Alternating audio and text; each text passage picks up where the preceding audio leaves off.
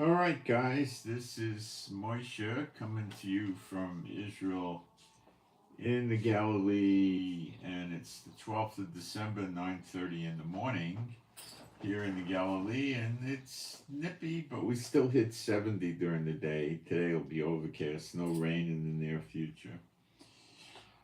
All right, what I want to do today is discuss the drones being spotted in the New York, New Jersey area. We'll take sort of a brief deep dive into that, what's going on, and we're going to talk about the rebel overthrow of Syria. And it appears that you're not going to get this in Europe and American mainstream media, but it appears that this is the beginning of a chain of events where this is going to happen in other Middle Eastern countries. And I'm going to get into why and which countries and so forth. But rest assured right now, and again, you're not picking this up in your mainstream media, several countries are very afraid of this happening right now. And the ones that are very afraid are Egypt, Jordan, Saudi Arabia, and the UAE. And we'll dive into this with pretty good depth and explain what's going on. And we're going to be bringing into it the roles of Israel and Turkey and America, and why they're so scared, and why the rebels are behaving the way they are. And we'll get into it, okay? So what I'm going to start out by doing now is going into the live stream and making sure we got sound and picture, which can be important. What by doing now is going into we got sound and picture. And while people are coming in, I'm going to do a few very brief posts. And when I get people making snide remarks about me or the subject matter, I just block them. I'm just doing that routinely now. And if you feel like you want to report any of these people, just, be my guest, report them,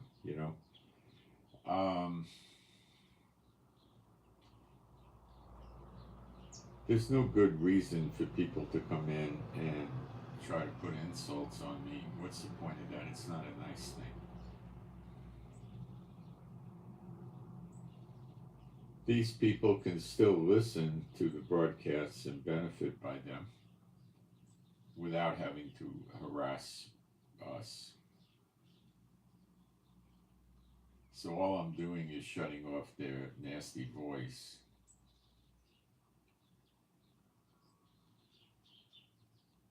And I got a typo.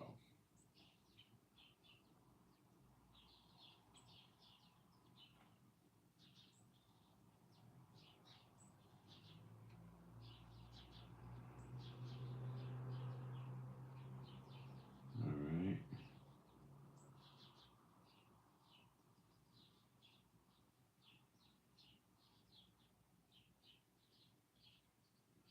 It'll just be another probably seconds. Let's see. One more post and we'll be done. I'm going to just put my email address up.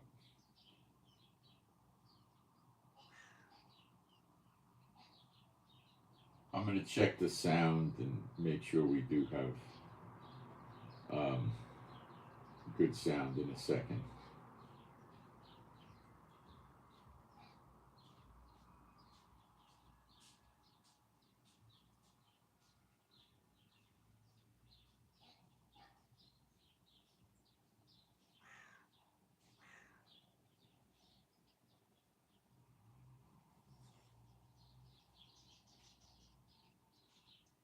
Okay, I don't remember turning the sound all the way up, so I'll do that right now. I'm going to move the screen around. Yeah, the sound's all the way up now if it wasn't before. Okay, so being a Bible-believing site, I'm going to move this a little bit. I'm going to do some praise. There is no God like Jehovah. There is no God like Jehovah. There is no God like Jehovah. There is no God like Jehovah. There is no God like Jehovah. There is no God like Jehovah. There is no God like Jehovah. There is no Messiah like Yeshua. There is no Messiah like Yeshua. There is no Messiah like Yeshua. There is no Messiah like Yeshua. There is no Messiah like Yeshua. There is no Messiah like Yeshua. There is no Messiah like Yeshua. All right, we'll jump in with the drones. So I can bring things to the party that you're probably not going to be able to pick up from people that don't live in Israel, because we've experienced a tremendous amount of drone takedowns.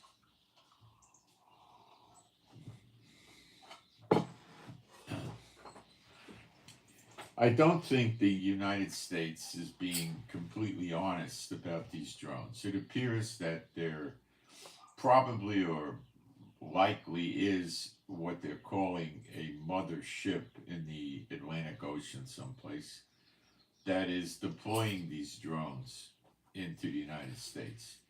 The radar doesn't normally pick up the drones because the radar has filters. So they don't normally, pick up, like a flock of birds and stuff like that, right? So there has been some of these drones that the radar did not detect. That can be resolved just by them changing the filter on the radar, but the problem with changing the filter on the radar is they're going to get a lot more radar hits that they need to deal with than if they had the radar settings on normal, which would be looking for helicopters and planes. They're saying that these drones are the size of an SUV, but I don't know exactly how big they are. People are able to see them. They have lights. They turn the lights off. They start the drones after sunset, and they usually leave around midnight.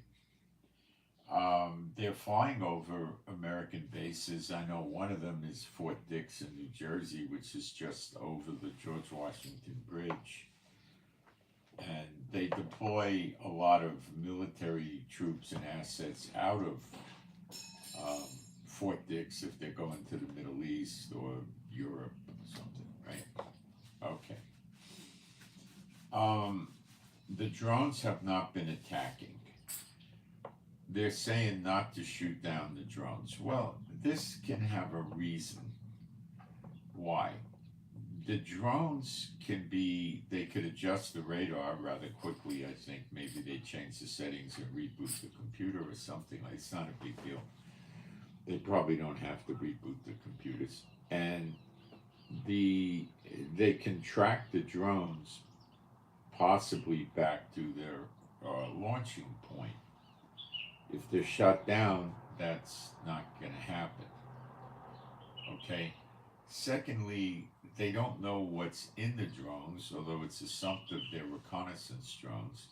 The drones could be suicide kamikaze drones with an explosive, and shooting at it could cause an explosion in the sky. Now, you have to remember an SUV a drone the size of an SUV is going to drop a lot of shrapnel.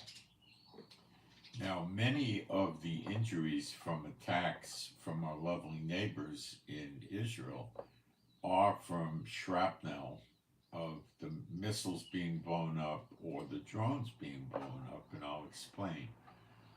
The way that we take down missiles, which I assume America's going to do the same thing, some of their missiles have a proximity setting and others will go for a direct hit.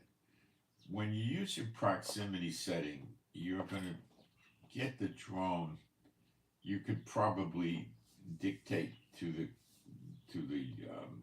anti-aircraft missile, like our Iron Dome, how close the missile needs to be to explode, or you could probably have some settings for that. I don't know exactly what they are, but they're probably not 100 yards. They're probably maybe more like 100 feet or something like that. Or even closer. I don't know. They don't talk about this. And why should they?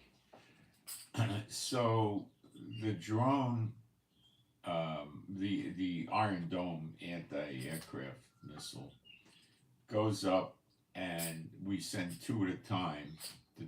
So we back ourselves up. Now, what you also understand is when a drone is coming, let's just pick Lebanon, and flying over Israel, a drone or a missile, it will be attacked at multiple points. As soon as it's in Israel airspace, we're locking in on it. So maybe when it's 5 miles into Israel, up at the northern border by Lebanon, we start shooting Iron Domes at it.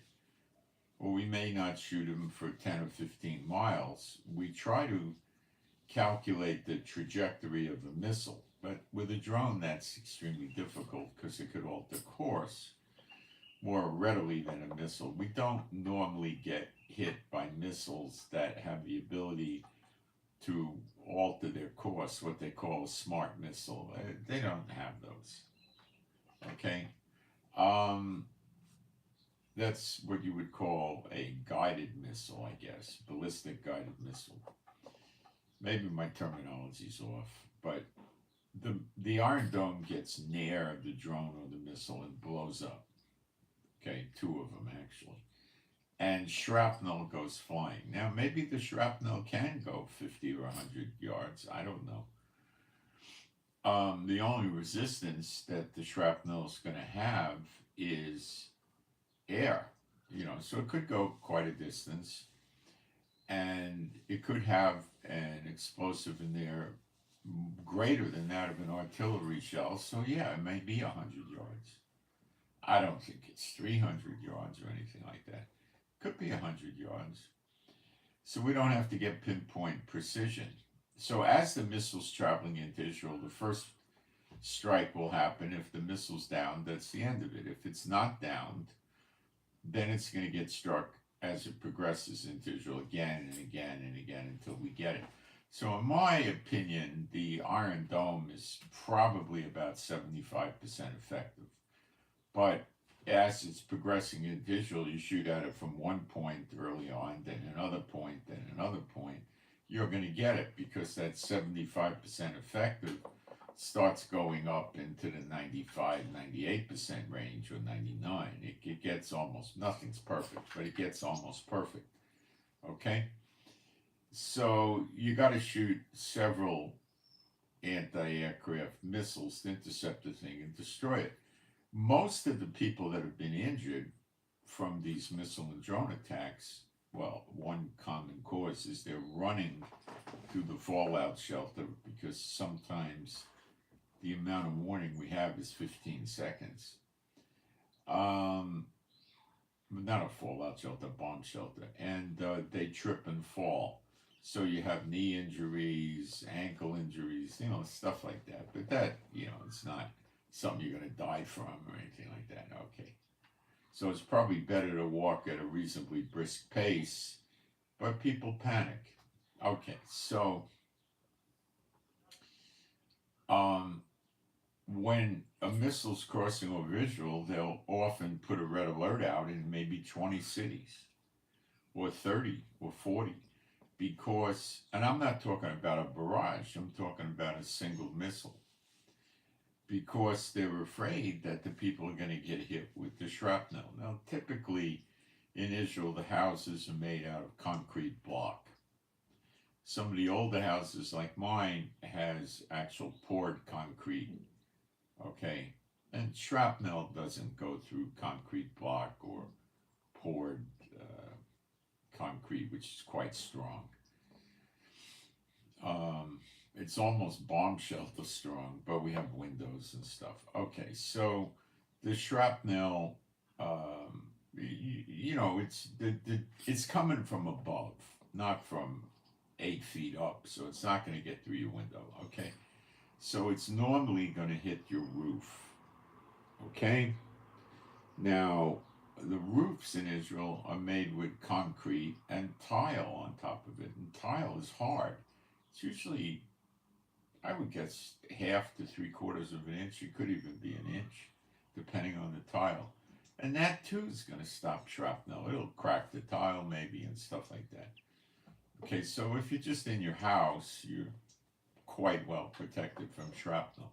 But people that are in a setting where they can't get to a bomb shelter and stuff have been hurt on quite a few occasions from shrapnel.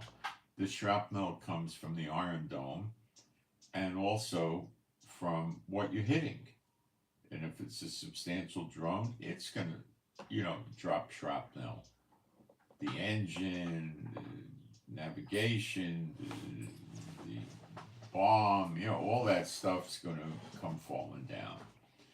So if the Americans were shooting anti-aircraft missiles, which they have pretty good ones, at these drones, the people, they don't know where the people are. They're not like set up like Israel, I don't think. They're not used to having unidentified offensive weapons flying over New York City, New Jersey, and military bases. So they're thinking if we shoot the missiles up at it, it's going to cause shrapnel to come down on people and hurt people. So then the next deduction is, well, these drones are not doing anything. They're just flying around. Now they could be taking pictures. Okay, so another reason they could be telling people not to shoot at the drones is create shrapnel injuries, and if there are explosives in this thing, they can come down, possibly blow up when they get shot or when they hit the ground and cause casualties and property damage and so forth.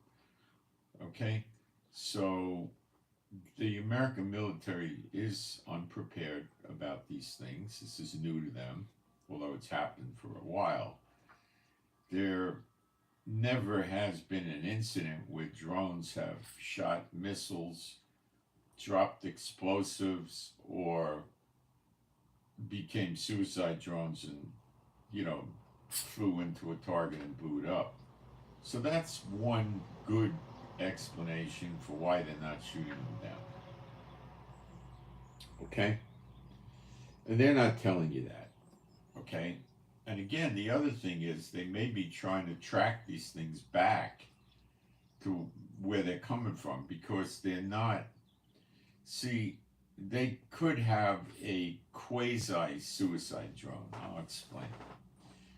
Where they think if the drone hits a malfunction or some wahoo starts popping 308 rounds at it, and they can't fly it back to its launch point, and it's going to touch down, they may not want the Americans to have any intel about who launched the drone, what kind of drone it was, and all this other stuff.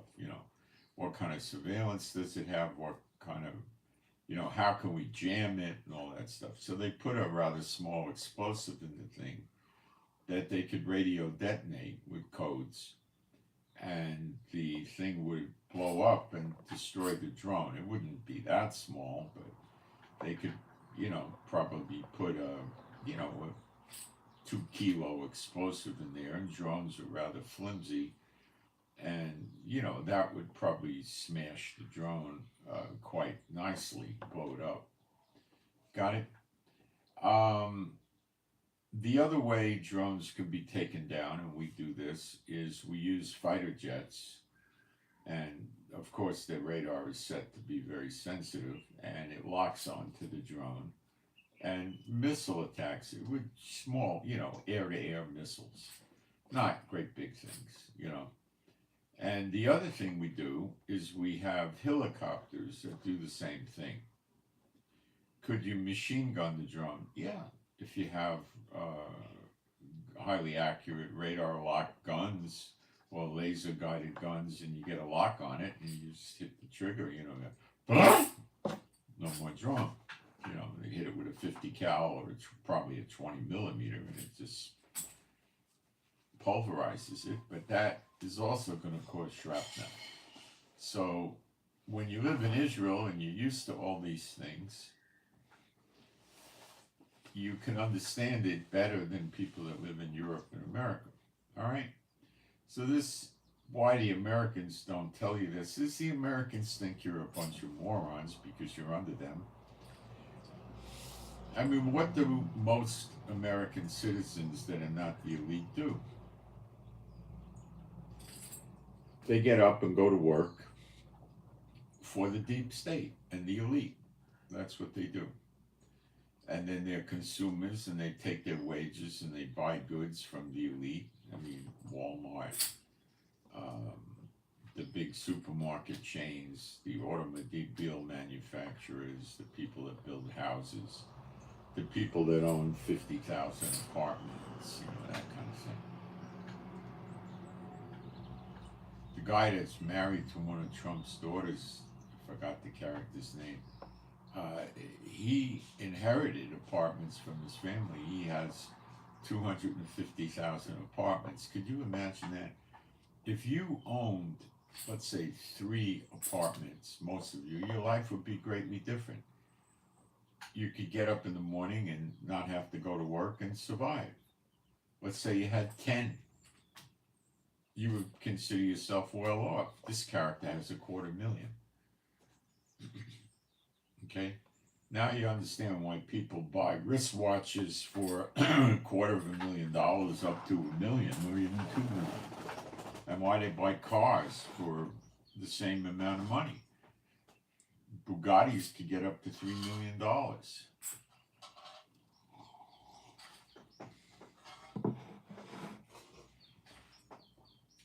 All right, it's nothing for them to drop $400,000 or $500,000 on a wristwatch or an auto. And they don't have just one wristwatch, and they don't have just one auto. So a lot of people that think they're rich, like doctors and lawyers, are not rich. Now, it is possible for a very, very few doctors that are highly money-oriented that do expensive surgeries like cardiac and brain surgery and spine surgery and stuff like that. They could get up there. They could make themselves they could take in maybe even up to $5 million a year, believe it or not. But there's so few of those. So few. Okay?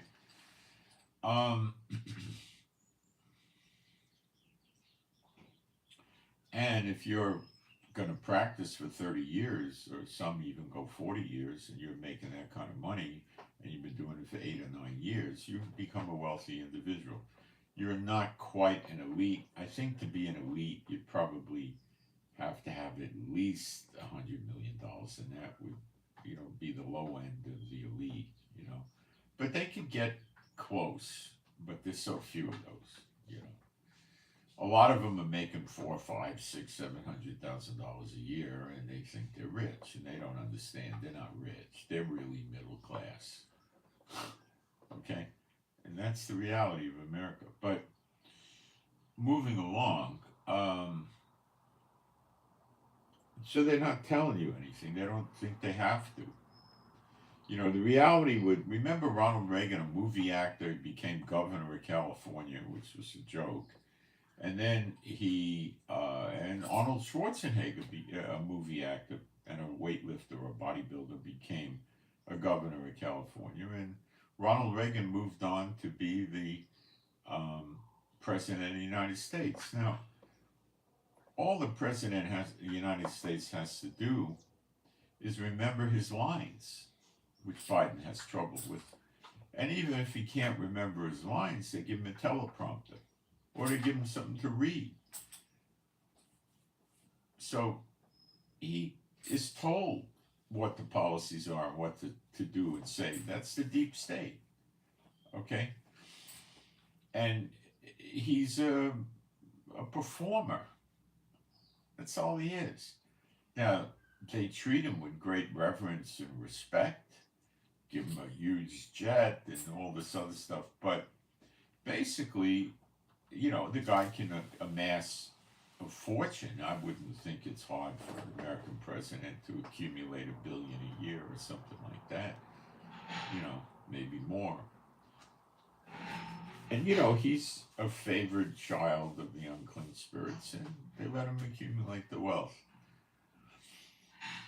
Okay, so now Trump talks about ripping up the deep state. Now, I think the deepest of the deep state is the Federal Reserve Bank, the guys on the board of directors, who you're not allowed to know who they are. And they just do computer entry money and print paper and receive interest on it. It's a Ponzi scheme of some sort, and they don't even pay taxes on the money they receive, and you don't know who they are. Well, these are probably the likely richest people in the world. They say Elon Musk is because he hit $400 billion. But I would say these people are far richer than that. They're in the trillions. And Trump is waging war against them. He wants to get rid of them. That's quite interesting, but does he really mean it? Wants to get rid of the IRS. Does he really mean it? Is he really going to be able to do it? Will he do it? Remember Obamacare and Trump and how that was such a big thing with him and how it never came to pass? It's still kicking around. Obamacare is awful. You see, the whole thing with the health insurance is gotten to insane levels.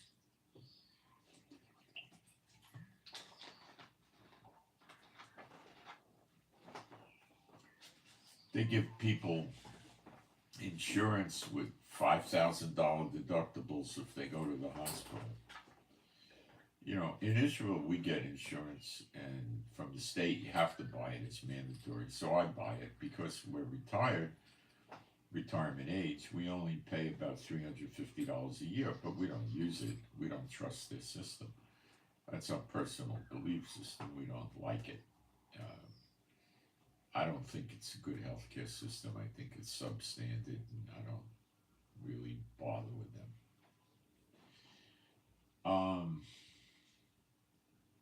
So anyway, that's what I think with the drones is. So do I think they came from a country like Iran or China or something? Yes. Do I think it was Iran because they said it was? I do. There's another theory about why they're not shooting them down, and this is a weak theory, but they say posse comitatus. So this goes back to the 1800s and its constitution, and the government can't deploy the military in the United States unless it's extreme circumstances. And if the drones were flying down and blowing up military buildings and aircraft and stuff, yeah, that would be an extreme circumstance, and they would launch jets, helicopters, fire missiles at it, the whole kitchen sink, and more than likely take them down. And more than likely shrapnel would fall and maybe hit people. You don't know. Depends where they take the drone down and what's underneath. And the Americans don't have bomb shelters to go into. Okay.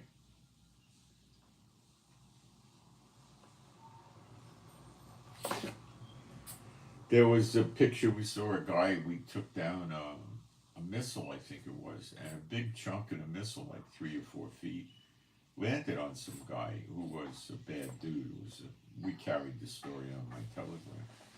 So, that killed him. So when you hit a missile, it could break up into, maybe not little shrapnel pieces. You could get a big piece like this that weighs 50, 60 pounds or 100 pounds, and it's coming down from hundreds of feet. It can kill somebody. It can hit a car, and if you got a small car or a convertible or something like that, and it hits your roof and it's not that sturdy, well, it can push the roof in on the people inside or penetrate the roof or something. The posse comitatus theory, I say, is possible, but I don't put a lot of stock in it. Okay? I think it's the damaging civilians and them wanting to learn more about the drone. What radio frequency is the sucker on? Okay, maybe trace the signals, try to find where it's coming from, photograph the ship, things like that. So they're not going to tell you. Do I think that New Jersey member of Congress that said it was an Iranian mothership had the right intel? I do. He didn't get arrested or anything for doing this, but it might have been classified briefing that he revealed, but they're not going after him. So I think it probably was that. Iran's got motive, they've got the equipment, the boats, they got that, they got the drones. Likely was them. Also, the Iranians would be thinking America's not going to go to war with us over surveillancing military bases, but I think they're wrong. Now, we know about the sleeper agents, and as you know, the people that are talking about the war, World War III, in Russia, Ukraine, Asia Pacific, Middle East, don't talk about the sleeper agents anymore, do they? Do you think that's a coincidence? It's not. They're taking their orders from the unclean spirits. They're all following the party line. That's why they're all preaching Ezekiel 38 and 39, which is wrong for these days. But they keep preaching it, don't they? Okay.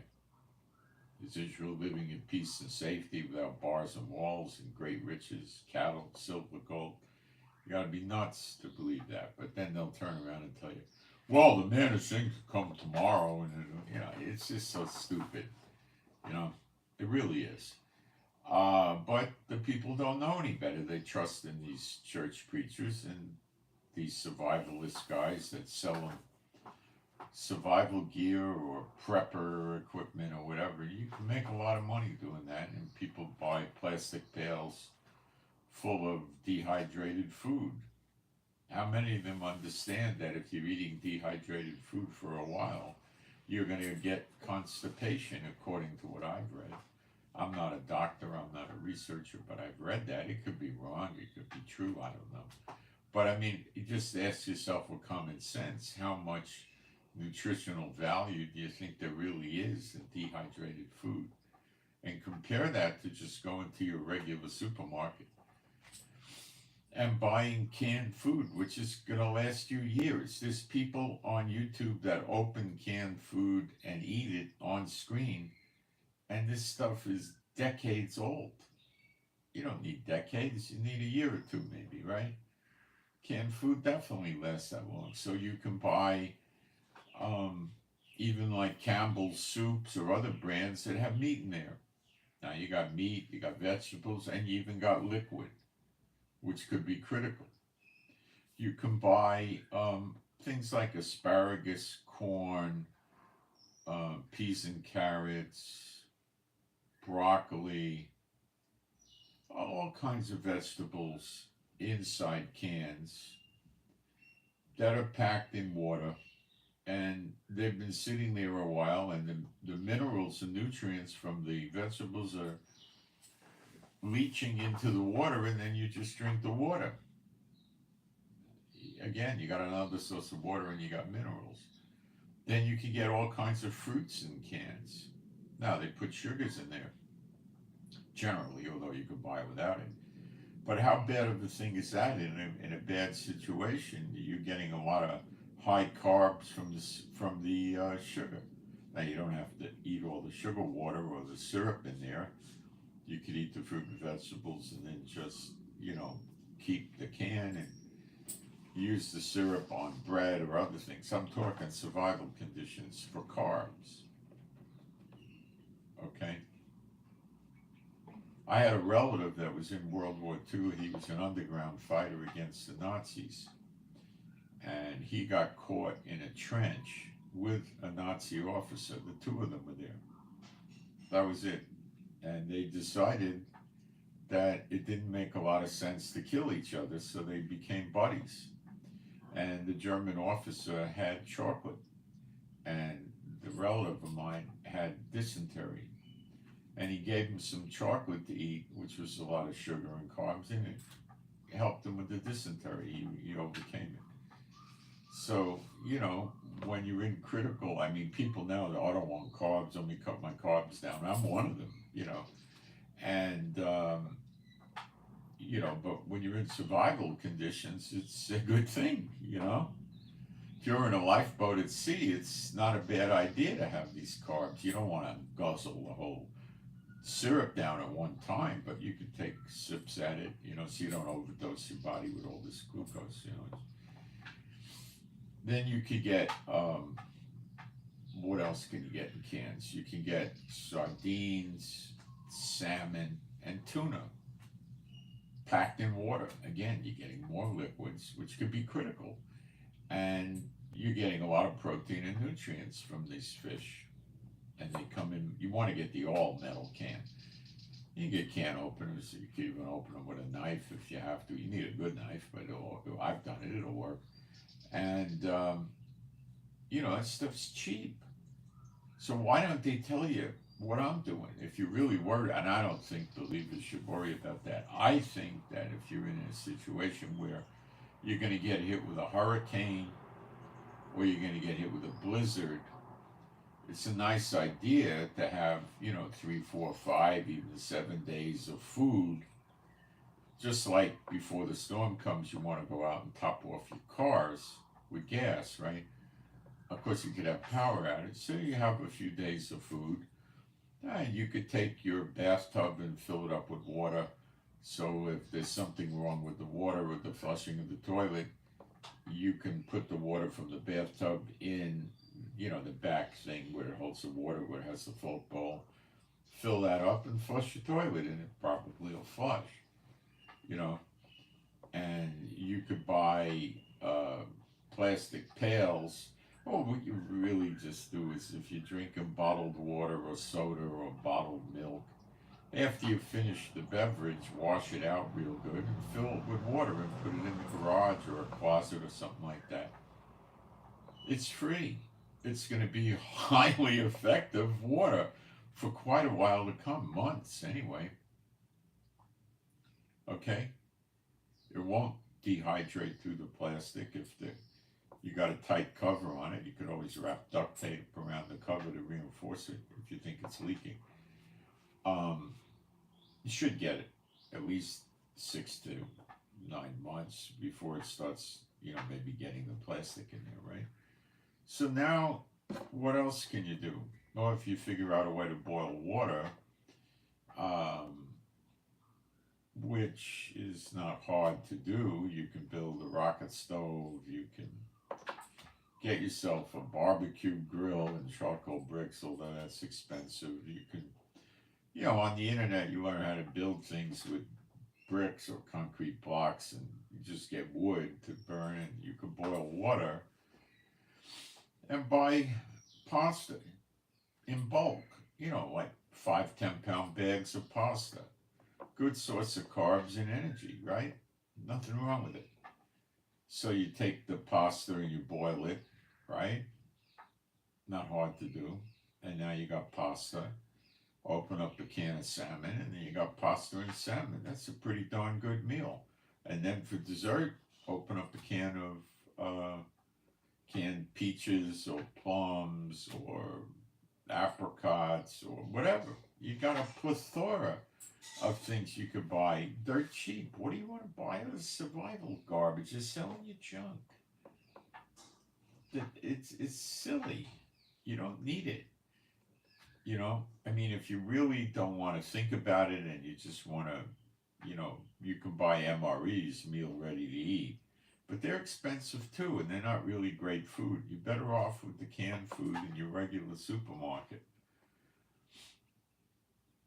It's not hard. The other thing you could do is you could get a vacuum sealer, and you could put bread and rolls and things like that in there and vacuum seal. And I don't know how long they'll last, but I would say you have at least a month or two. And you got bread if you like bread, or you can put cookies in there or cake in there. You can buy canned breads too. They sell that. You can buy beans in syrup in a sauce, like I don't know, a reddish, not really a reddish brown sauce, like Heinz vegetarian baked beans, right?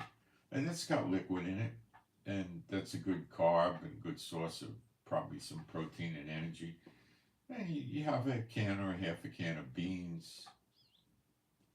You know, if I was going to buy anything like powdered, I would get the powdered eggs that the bodybuilders and the people that go to the gym and athletes buy. It's not so cheap, but it's really far from expensive. You get yourself a nice 10 pounds of that. You have yourself. You mix it up with a drink with water. Heck, you got yourself, a nice breakfast. It's another way to go with the pasta. And there you go. What do you need all this survival food? All these people are making money off you with the survival food. And the other thing they do is they tell you, you know, turn your money into gold and silver. Buy from this guy; they'll give you 10% off, and stuff like that. What do you? They get commissions on all this stuff. What do you need to do that for? Go to the coin dealers, the pawn shops, or look for gold and silver dealers if you're in a big city, and you buy from them. You're going to get a better deal.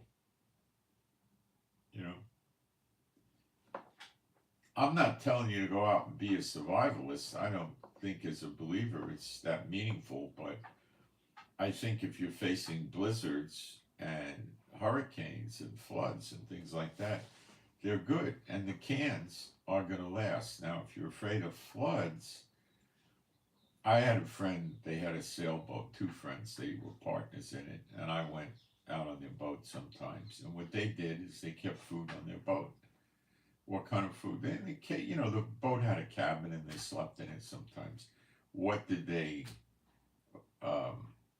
use for food? They used canned food, but they took the labels off the canned food and they took a waterproof magic marker because they're on the ocean and they wrote spinach, asparagus, corn.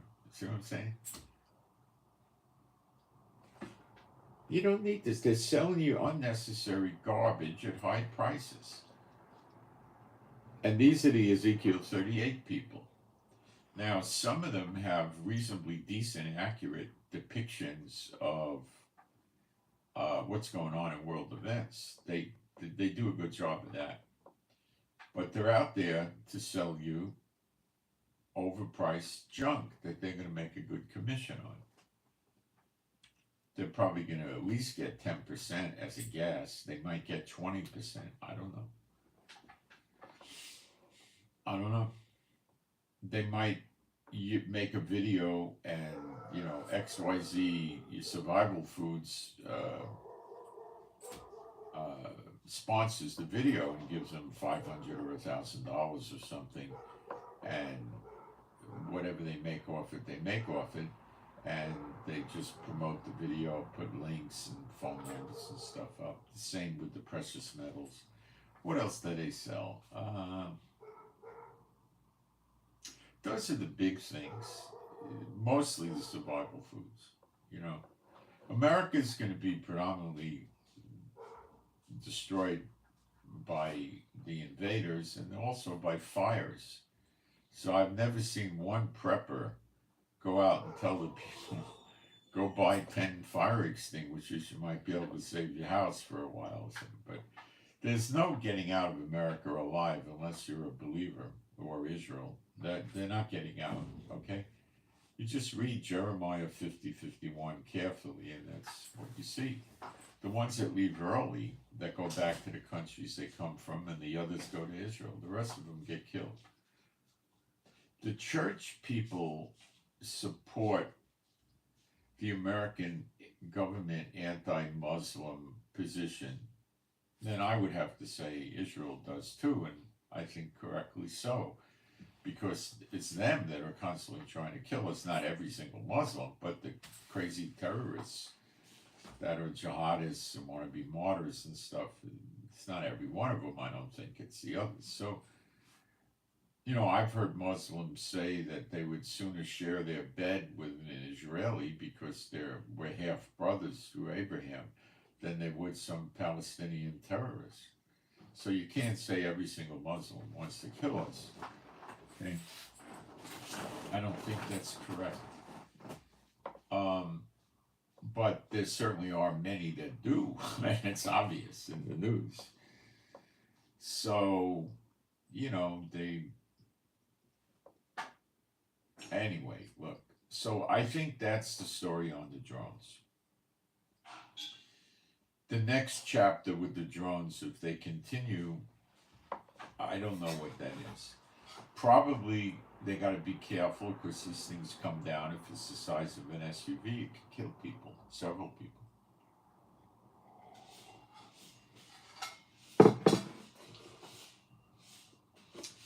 They might try to find the warship it's coming from and then send a submarine out there, and the warship launching the drones will have some unexpected technical and mechanical difficulties that cause the boat to burst into flames and sink or something. They could do that.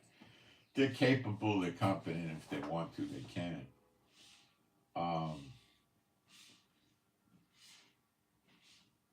They could also use Navy SEALs to storm the ships, although that would be a bloodbath. But could be, the people on the ships are not highly trained commandos, although they might have a few on there just to repel boarders, but it would probably be blown up at a distance with aircraft or ships or I don't know what. But I don't think they're going to want to go board it. I just got last night a political announcement from one of the political parties here, so I think they're going to try to do a vote of no confidence against Netanyahu soon. Probably trying to play on his criminal trial while he's testifying. I don't think it's likely to go there. I don't think Israel is ready for a vote of no confidence on Netanyahu right now. Okay? So Israel's had great experience with drones, and I'm sure America's speaking to them about it. Now, the other crazy thing, and this is super crazy, is American bases in Europe have been experiencing the same thing, where it appears the same type of drones. So somebody's collecting info on American bases. Now, who's been threatening the Americans in the world? Well, there's quite a few people. Let's count them down. North Korea. Is it likely that it's them? Yeah, I'd say not very. China? A definite possibility. Russia?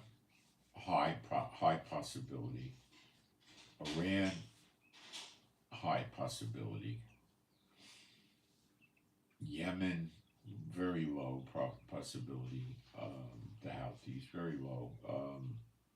Hamas, no. Hezbollah, no.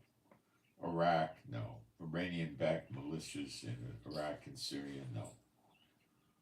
The rebels in Syria, no. That's who I would think, my two prime suspects would be Iran and Russia for this. And it looks more like Iran than it does Russia. It could be both of them. Let me take a look at the chat and see if I got to throw garbage out. Let's see what's going on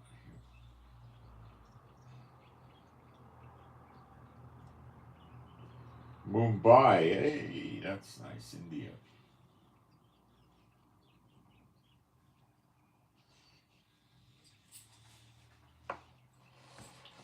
I keep thinking I should get my broadcasts made into some of the Indian dialects and put out there, because there's a bunch of Christians, churchianity people living in India, but I can't find anybody to work on it, so never came to pass. All right.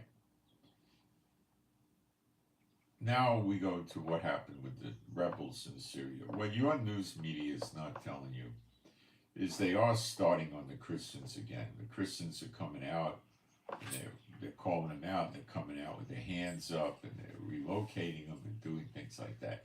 Have we gotten any reports of them machine gunning Christians? No. Have we got any reports of them, doing the ISIS tricks like burning them alive in houses? No. No.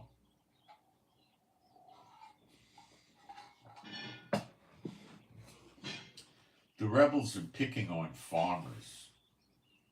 I don't understand that one. They're not machine gunning them, though. They are machine gunning people from the Assad's government. Anybody that had any position of any kind of authority, they likely will machine gun. People that know more about this than me are saying there'll be at least, as a minimum, 100,000 dead people in Syria as, murdered or killed or tortured, etc., from the rebels. The rebels are keeping things quiet. The idea here is let's not alarm the West, Europe, America, NATO. Let's not get them upset. You start going around killing hundreds and thousands of Christians, the church people are going to get scared, the leaders of the church people, and they think this could be us one day, and they're going to start raising Cain, making a stink so something gets done about that.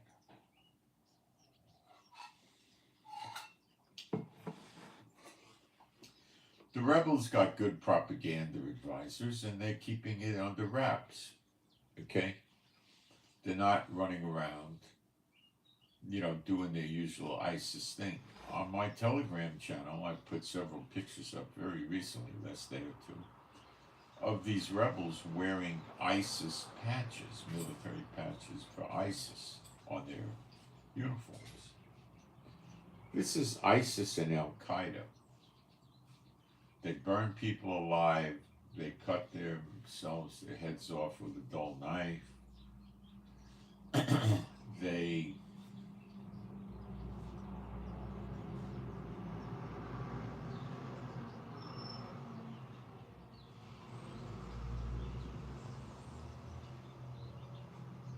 put them in cages alive and drop the cage in water till they drown. I mean, these are some really bad dudes, okay? That's who's there. Now, America, Turkey, and Israel are doing something that there's an old saying for. They're riding on the back of the tiger, okay? But they better be careful or they're going to wind up inside the tiger's belly, okay? So these rebels have, in 11 days, miraculously taken over Syria. The Russians came out some days ago and said, why should we come in and do a big military move in Syria when the Syrian government itself, meaning the Syrian military, are not fighting? In other words, this sort of futility.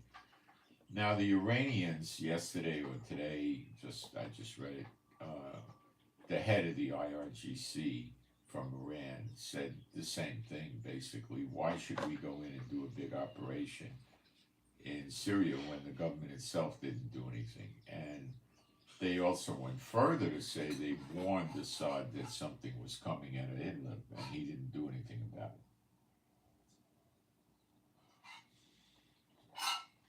Russia also said Syria was warned, and Syria took off with $135 billion.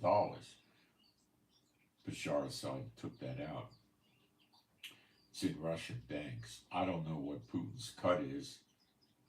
I would start at about half.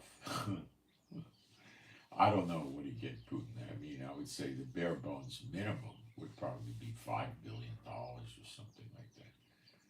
Might be much higher.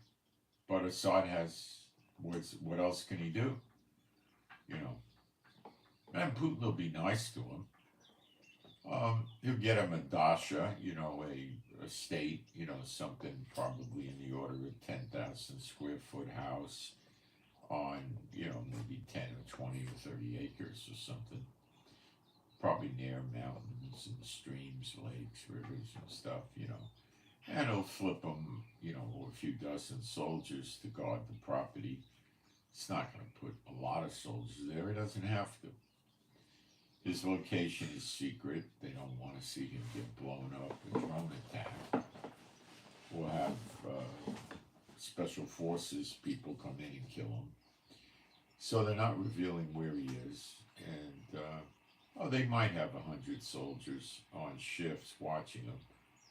But you got to understand that 100 soldiers have radios and cell phones and walkie-talkies, etc., and computer hookups, and they could easily call for backup and help.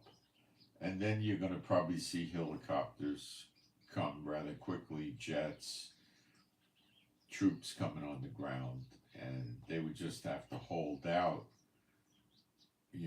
some minutes until help came. So there's probably not much reason to put 600 soldiers there. If you take 100 and you got days off and shift work, maybe they got 15 or 20 on duty at a time, and they'll put 2 or 3 on the roof with mounted machine guns. They'll have perimeter fences with sensors and camera surveillance. They'll have soldiers patrolling the border fences around the property. And they'll have, inside the house, they'll have a few guys monitoring the cameras and communications, and they'll have, 1 or 2 guys roaming around the house, this kind of thing. It'd be near impossible to get to Assad on the ground unless you had a large force, and how the heck do you do that in Russia? So aerial threats are still a problem. So the way they would deal with that in these days is to keep Bashar Assad inside. That ends anybody spying him.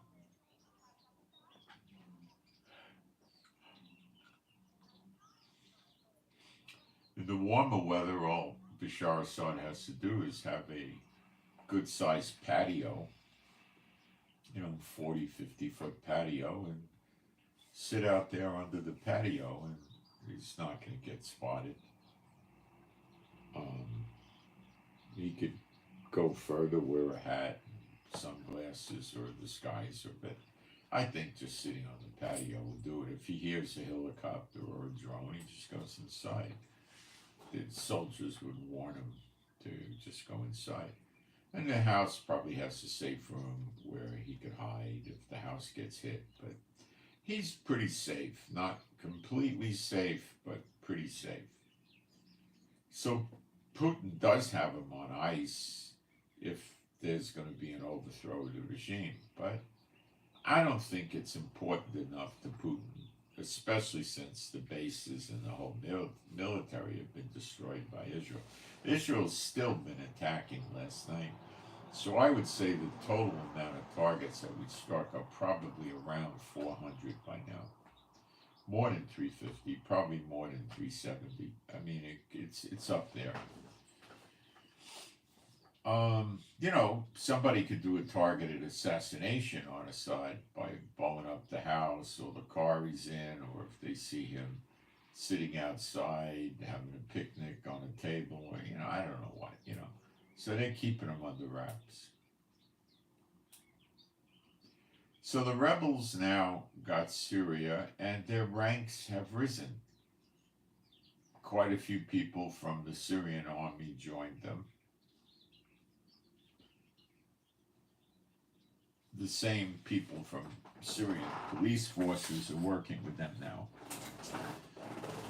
The leader of that idiocy rebel group is a guy that Israel has a $10 million bounty on his head, and now they're talking in Congress of removing that and taking him off the terrorist list. So they're riding the tiger along with Israel and Turkey, and you could wind up in the tiger's belly. It's like, what's that story? I don't know, the turtle and a scorpion or something, and the scorpion wants to get across the river, and he gets on the turtle's back and he swims across the river, and then they get off on the land, and then the scorpion stings him, and the turtle says, why do you sting me? He said, because I'm a scorpion. Well, that's what you got with these people.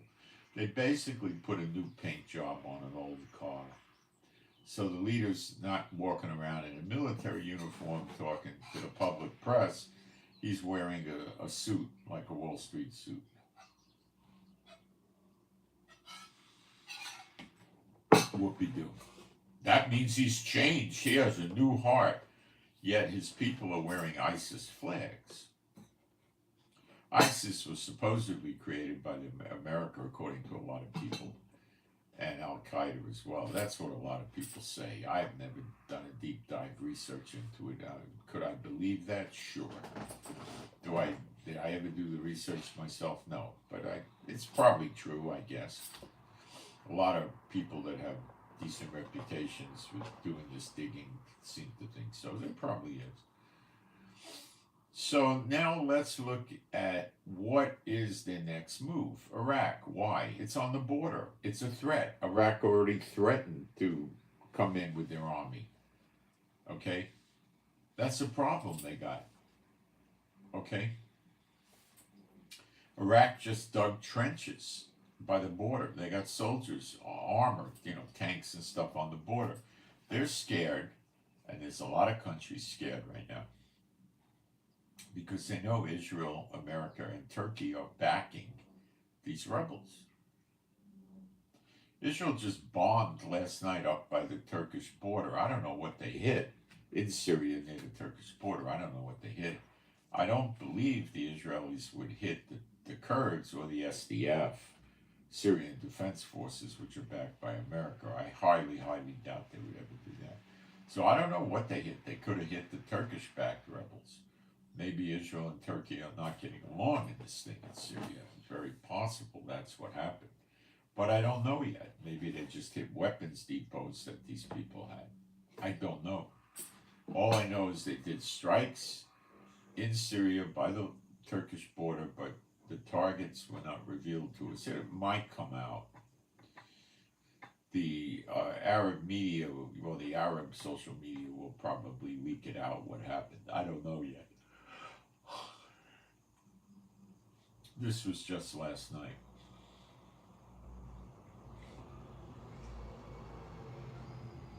So I would say, beyond a shadow of a doubt, Iraq's got to be on their agenda. Got to be. And note all the curiosities here. The rebels never pushed America out of northeastern Syria, where America's squatting on the oil fields, refineries, and so forth, keeping them for American companies. The rebels never told them leave or cut it out or we're going to kill you. Nothing. They ignore it. Israel has recently bombed the Syrian bases in Latakia, blowing up basically whatever was left of Bashar Assad's navy. But they're not bombing the Russian Navy base, nor the Russian air base, Khomeini, which is walking distance from the Navy base. It's a good-sized walk. It might be 1 or 2 miles, but it's not far away. And Russia's apparently evacuating people from those 2 bases, basically the Navy base, and they have Russian ships coming to basically help the people escape Syria. Predominantly, I expect they'll be Russian people, but maybe they'll try to sneak some of Assad's people out as well, and as Russian, I have no idea. I don't think anybody has a motive to bomb the Russian ships evacuating their personnel out of Syria. What happens to the Russian and Navy base and air base after Russia's completely gone from there, which it's pretty much gone from there now? They got leftover Russians there that they're getting out. Are they going to destroy the base? Is Israel going to destroy it? Is America going to destroy it? Are they just going to leave it there, take out the weapons? I don't know.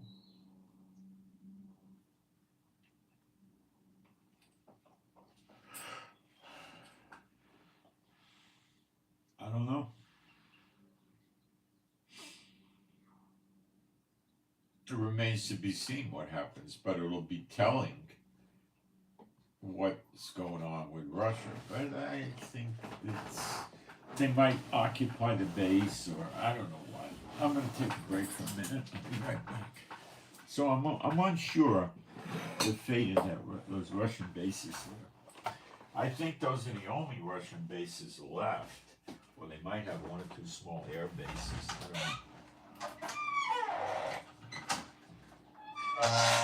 know.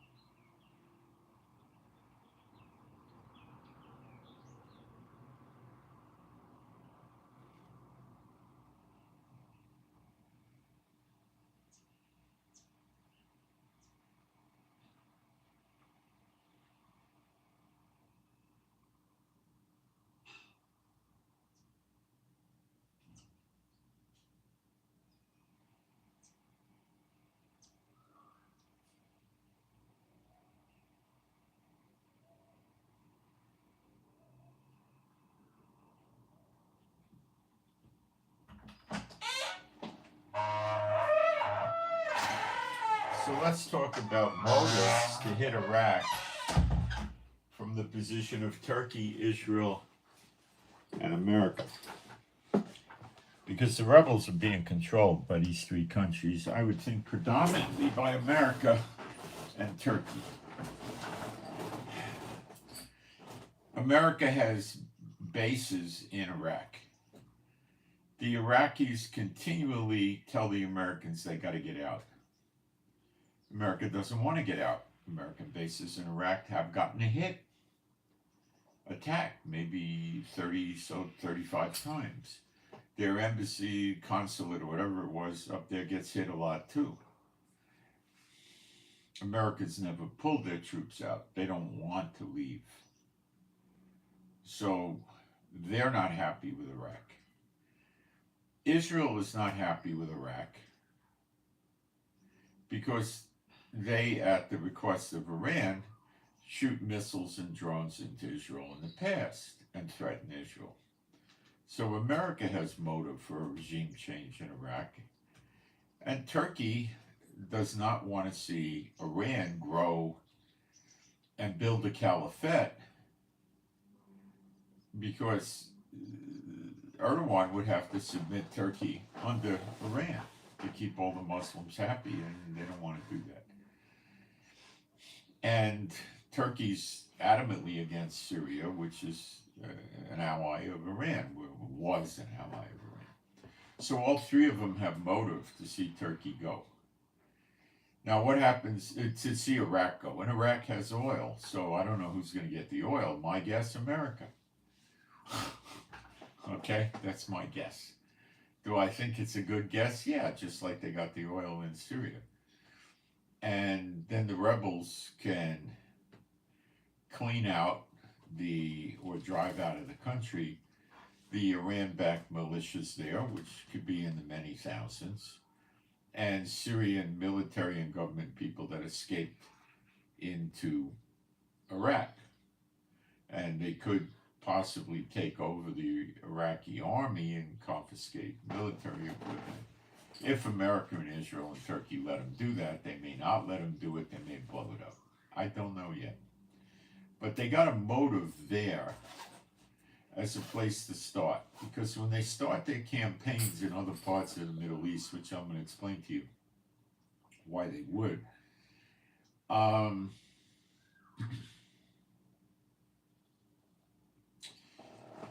they got a neighbor there that's antagonistic, Iraq. And Iran could send 100, 200,000 soldiers with tanks and everything into Iraq, build a big force, bring Houthis up in there and so forth, and then start harassing the rebels, shooting missiles from Iraq in there, drones, artillery, and invading, and all that.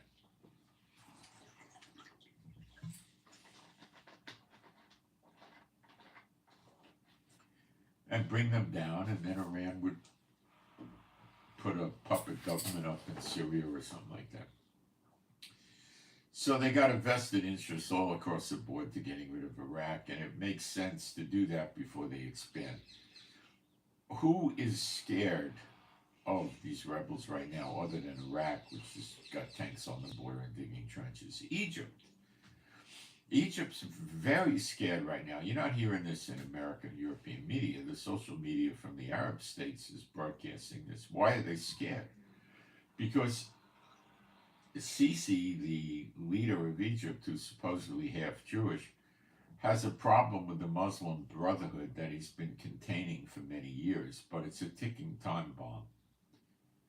And they could reach out to the rebels and stuff and get something going, very possibly with the help of Turkey, because Turkey's not a fan of Iran, and nor Egypt, and overthrow Egypt from within, like they did with Syria. And now you've got ISIS, Al-Qaeda people wearing Wall Street suits running Egypt.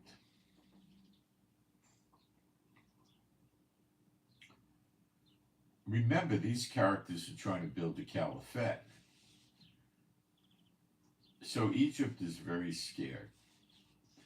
Now, does America have an axe to grind with Egypt? Not a big one that I'm aware of. Does Israel? Well, they should, but they don't.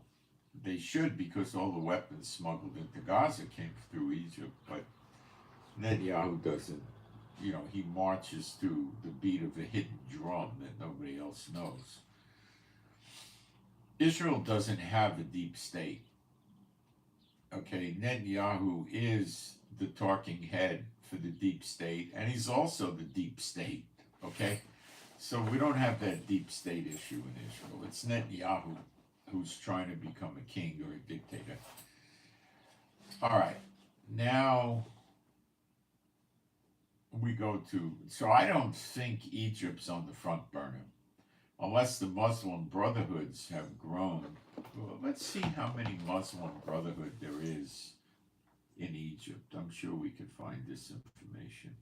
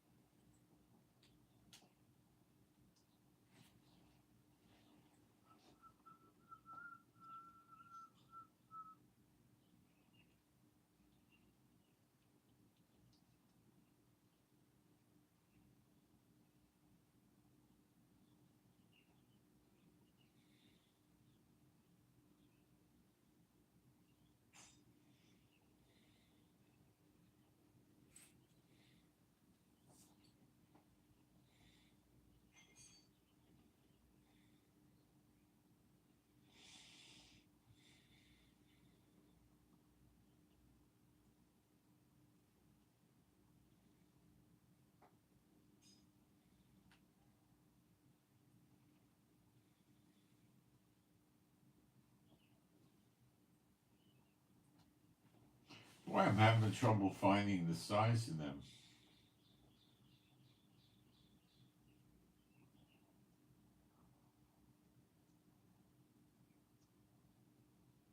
There's also Muslim Brotherhood in Turkey, which has probably got Erdogan of Turkey nervous too. Of course, they could try to pull that on him, but he's pretty good with the iron hand.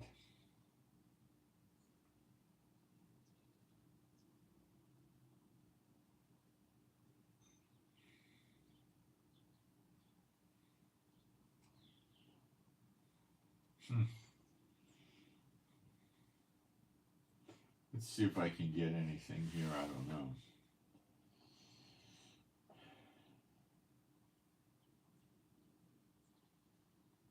See, it's shocking to me that information like this is so hard to find. Because somebody's concealing it.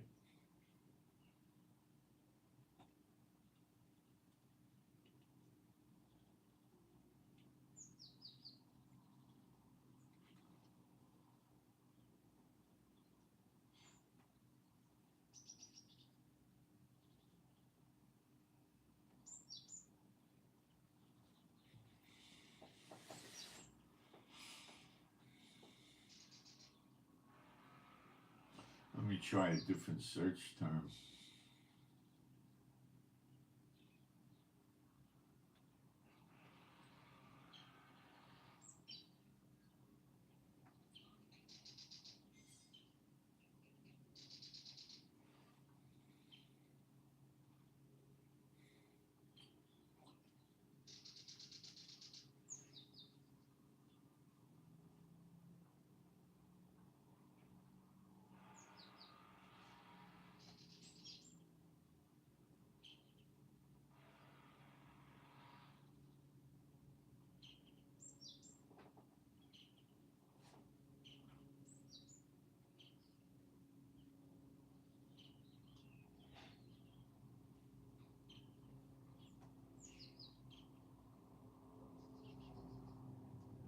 No, I'm not getting anything.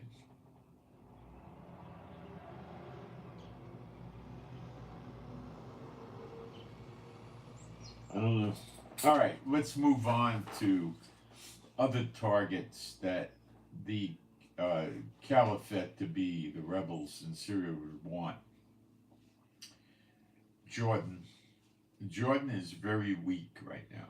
It has been for years. The king of Jordan is not highly stable. An overthrow of Jordan, I don't think is a stretch. It's pretty simple.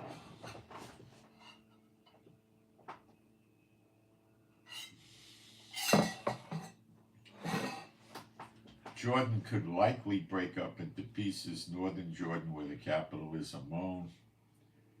It says Ammon in the Bible, and then Moab, which is central and South Jordan. Maybe they just take a piece of Jordan, but it could go, okay? And America doesn't want to see Jordan go, and Israel doesn't that much. Jordan gets water from Israel. If Israel and Jordan get into a fight, the water's not going to flow.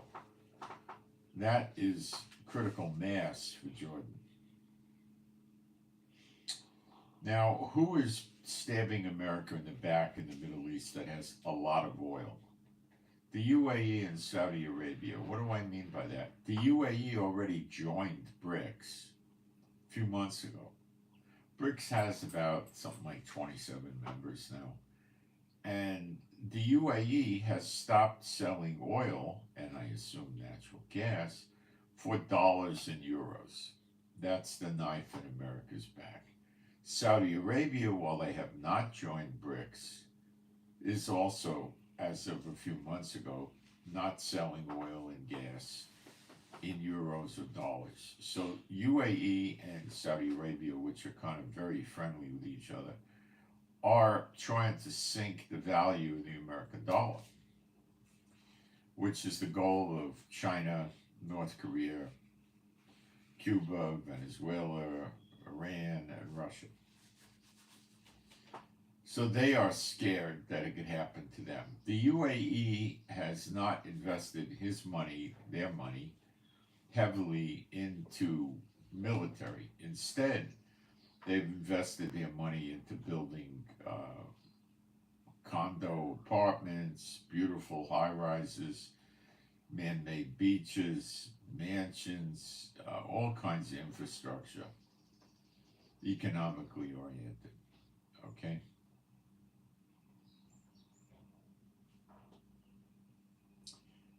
So the UAE is not set up to go on a big war. They got a military, all right, but it's not much of anything, and they kind of side with Saudi Arabia and vice versa. Saudi Arabia has a much bigger military. Let's see what the size of the UAE and Saudi Arabia is. That we can find.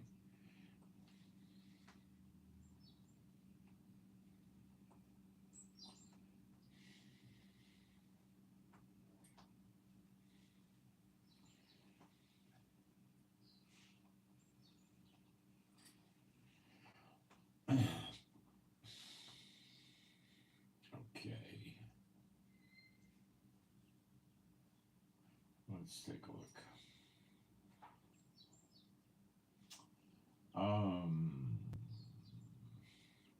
Manpower.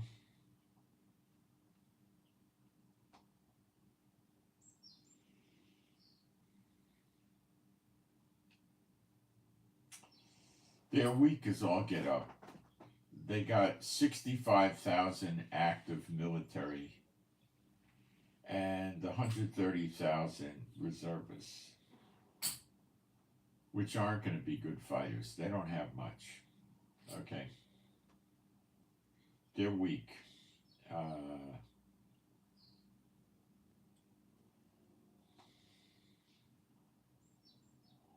354 tanks. That's enough to stop civil war. That's about it. Self-propelled artillery, 183. Not good. The Navy.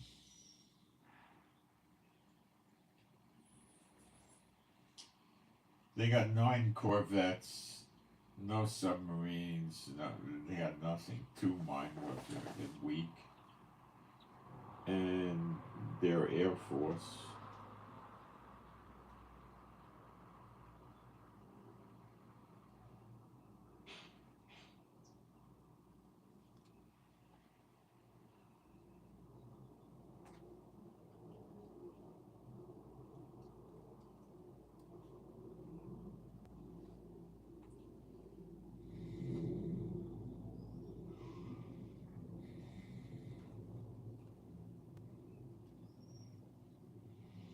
"99 fighter jets." Not good. 3 refueling tankers. 204, well, attack helicopters, 30.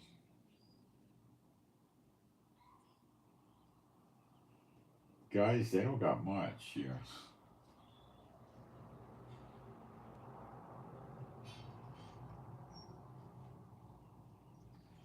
They don't got much. The UAE is a pushover. And they got a lot of money, oil and gas. And the rebels need money. And the UAE has turned its back on America, not trusting America to help them against Iran and Iranian proxies, and instead kowtowed to Iran and Russia by not selling oil and natural gas in dollars or euros. So they were on the hit list of America, rest assured. Now let's look at Saudi Arabia.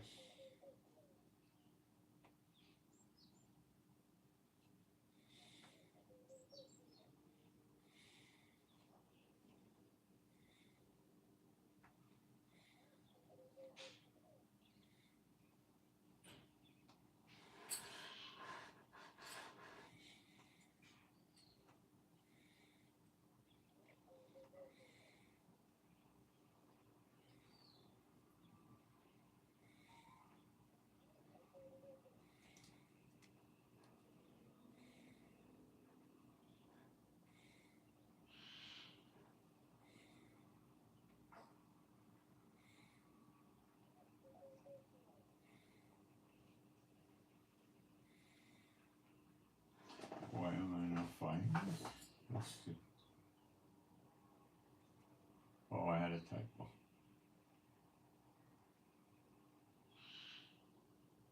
Let me try again.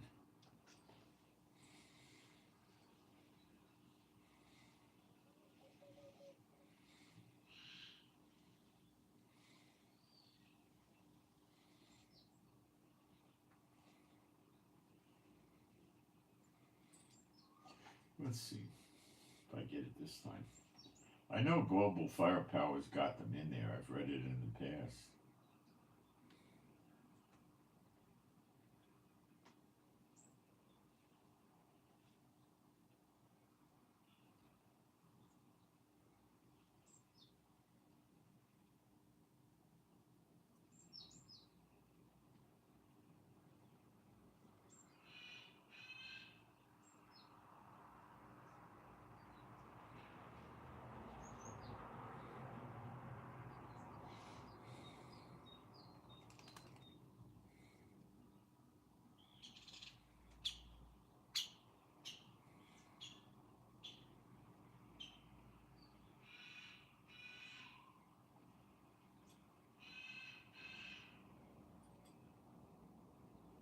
Got another site here.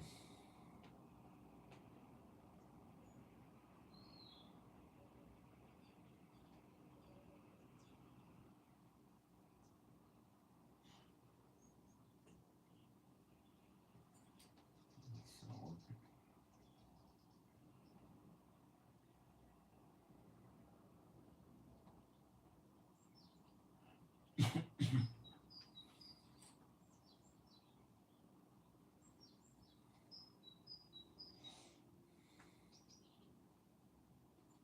I'm trying to go as fast as I can here.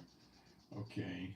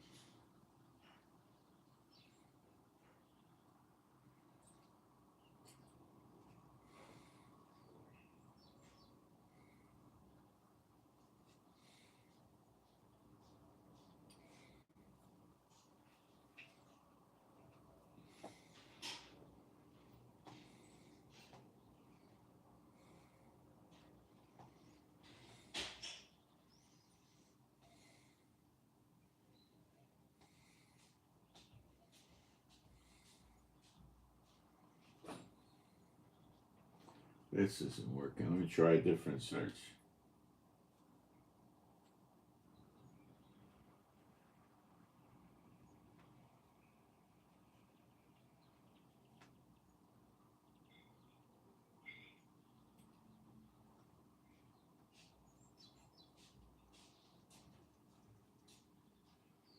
Alright, I got a site. Saudi Arabia military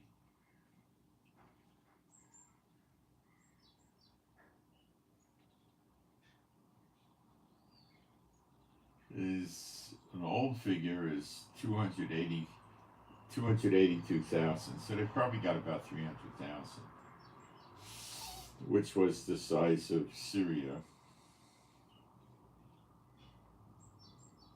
And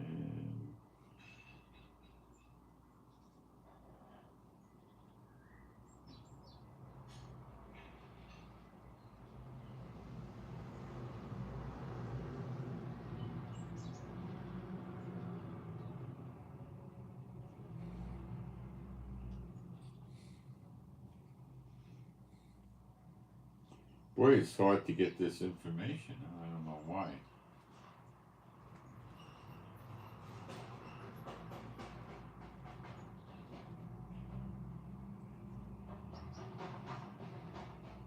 Okay, let's try this.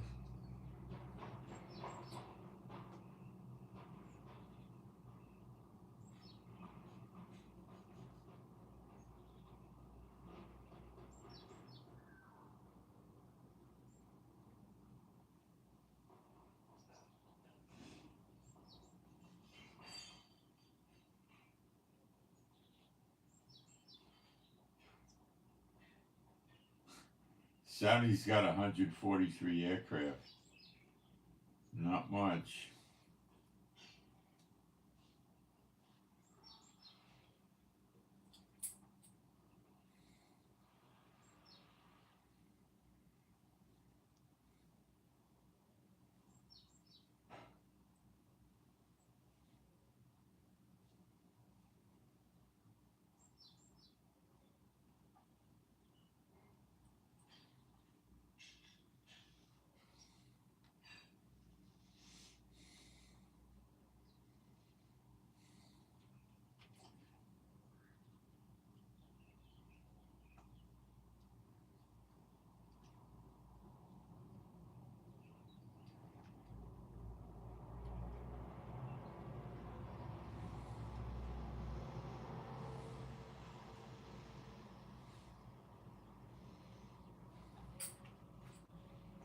I'll get it.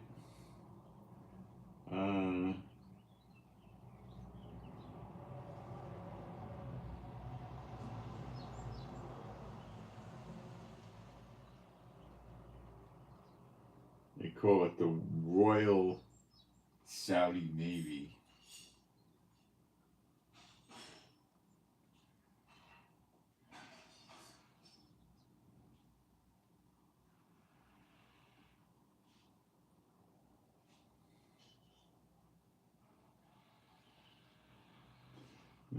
I don't have so much trouble with this. Okay.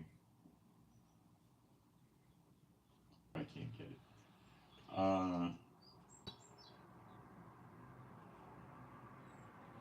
The total is 62 Navy ships, but they may not be all warships.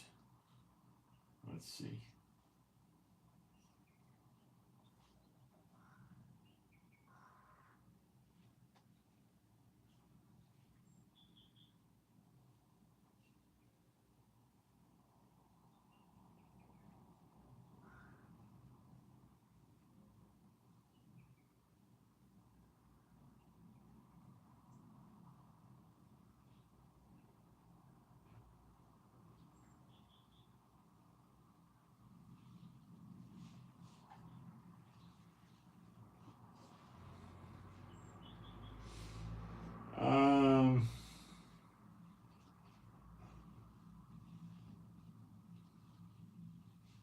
They might have 45 or 50 warships